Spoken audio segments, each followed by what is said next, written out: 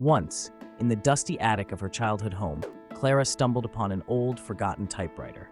Her fingers hesitantly danced over its keys, unlocking a flow of stories trapped within her heart. She began typing, crafting tales of wonder and inspiration that she had never shared before. As her stories spread, a wave of creativity swept through the town, inspiring others to find their own voices. Old dreams were revived, lost art spoke again, and a renewed sense of purpose emerged for everyone.